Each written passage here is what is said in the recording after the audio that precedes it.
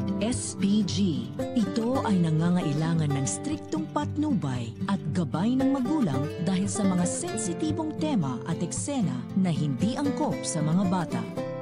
Sa pagpasok ni Tanggol sa mansyon ay agad niyang nakita si Beng, kaya dito ay wala nang pamimilian pa si Olga kundi tulungang makatakas sina Tanggol at Mokang dahil sa gabal na ito sa kanilang mga plano at ayaw niyang magkita ang tunay na mag-ama. Sa pagpasok ni Tanggol sa kwarto ni Mokang ay agad niyang napansin ang mga pasa at sugat nito, kaya sinabi niya na di niya mapapatawad ang kanyang sarili kaya kinakailangang makatakas na sila agad.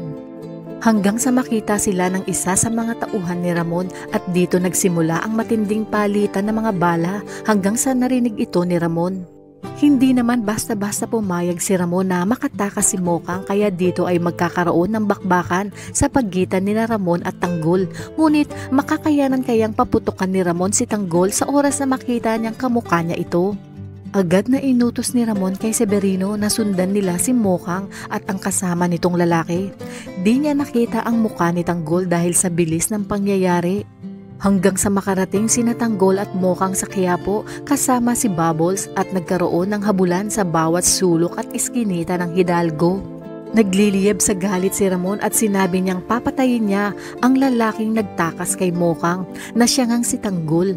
Dahil dito ay agad na tatawagan ni Olga si Balatukan upang sabihin na kinakailangan ng maiharap sa kanya si Tanggol dahil ito na ang takdang oras para tapusin si Tanggol. Kaya naman dito malalaman ni Espinas na sumugod sina Tanggol at Bubbles sa mansyon dahil sa mga sinabi ni Balatukan. Agad namang uutusan ni Espinas si Makasantos na bumalik sa Quiapo at hanaping muli sina Tanggol at Bubbles. Ayon pa sa kanya perwisyo na ang dala sa kanya ni Tanggol at pag nagkataon na nalaman ito ng nasa itaas ay lahat sila'y mapapahamak. Kung kaya't kinakailangang makabalik na umano sina Tanggol sa loob sa lalong madaling panahon. Sa kabilang banda, mukhang wala nang pamimilian pa si Edwin kundi ikanta si Ramon lalo pat nalaman niyang pinalayas na ang kanyang mga magulang at ikinulong si Monique ni Ramon. Duda naman si Marsing na sa mga sinabi ni Edwin pero may kutob siyang may kinalaman si Ramon sa mga nangyari dito.